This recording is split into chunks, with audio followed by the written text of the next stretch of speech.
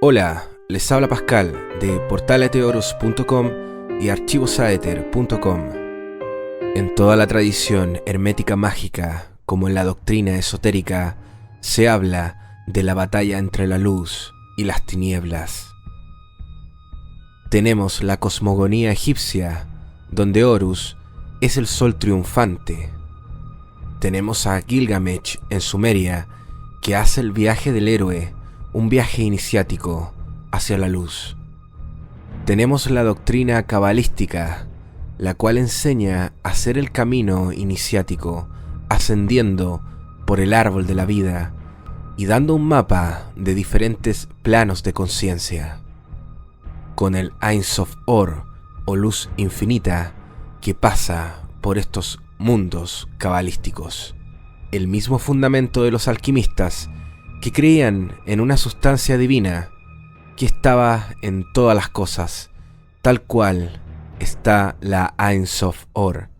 Y cómo olvidar a Thoth el Atlante, con las tablas de esmeralda, que plantea la ascensión hacia la luz como meta, alcanzar lo infinito, que es por ende lo eterno, el alfa y omega. Archivos.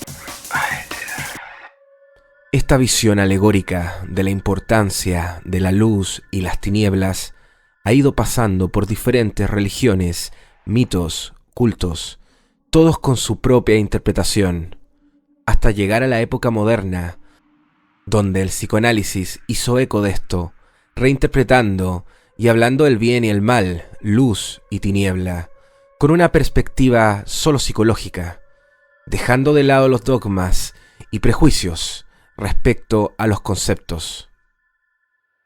En esto tenemos a Carl Jung, que hablaba sobre la sombra, la cual debemos integrar y por lo tanto, en alguna perspectiva, iluminar. No podemos negar que Jung le entregó a la humanidad un secreto que le robó a la muerte, puesto que él mismo fue casi poseído por el inconsciente colectivo que describió, y vio por experiencia propia los demonios internos tal cual los veían sus pacientes. Jung ha sido uno de los autores más mal interpretados, y mucho hoy en día se habla de la sombra junguiana, confundiendo incluso el bajo astral con esta. En efecto, Jung pensó que se volvería loco, lo que no es positivo ni para él ni para nadie. Muchos cultos hoy en día que trabajan con entidades que podríamos denominar en esoterismo del bajo astral, se aferran a estas teorías de psicología moderna y de esa manera se justifican al trabajar con lo que tal vez podríamos considerar una entidad negativa, independiente al ser humano. En efecto, no podemos confundirnos en esoterismo sobre la diferencia entre una sombra y la tiniebla. La sombra tiene formas astrales que se crean por proyección. Podemos diferenciar aspectos de la sombra o decir que hay tipos de sombras, como lo menciona Giordano Bruno. Citaré lo que escribe Giordano Bruno en su trabajo Las sombras de las ideas. Por consiguiente, no olvides que, como la sombra tiene algo de la luz y algo de las tinieblas, cualquiera está bajo una sombra de dos tipos.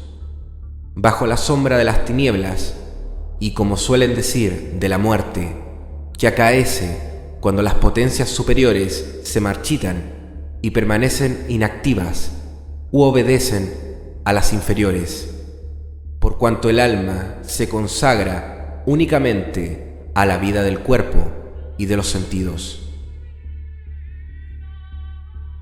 Y también bajo la sombra de la luz, que acaece cuando las potencias inferiores se someten a las superiores, aspiran a lo más eterno y a lo más excelso, tal como le sucede a quien se vuelve hacia los cielos, hollando con su espíritu y las tentaciones de la carne. Aquella es la sombra que se inclina hacia las tinieblas Esta es la sombra que se inclina hacia la luz. A decir verdad, en el horizonte de la luz y de las tinieblas, no podemos vislumbrar nada más que sombra. Dicha sombra se encuentra en el horizonte de lo bueno y lo malo, de lo verdadero y lo falso. Aquí está lo que puede convertirse en bueno o malo, en falso o en conforme a la verdad, y lo que, si tiende hacia un lado, se dice que se halla a la sombra de esto, mas si tiende hacia el otro, se dice que se halla a la sombra de aquello. Esto decía Giordano Bruno en su trabajo La sombra de las ideas. En conclusión, la sombra junguiana busca la totalidad, la cual Jung decía que Cristo y Buda, o el símbolo del mandala, representaban esa totalidad a nivel arquetípico. Y por consiguiente, esta sombra es la sombra que va hacia la luz, y no la que está bajo la sombra de las tinieblas, donde la carne dirige el alma humana y se acerca a los planos inferiores y por ende al bajo astral. Aleister Crowley, mago y ocultista, incluso decía que los demonios eran parte del cerebro humano, lo que es completamente materialista. En las corrientes modernas actuales se suele malinterpretar este concepto para hablar de la relatividad del bien y el mal, la moralina.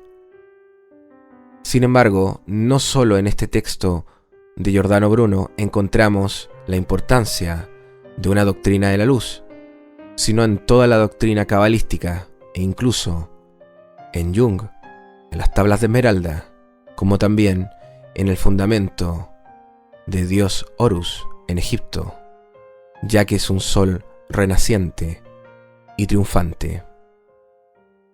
Les habló Pascal. Hasta la próxima.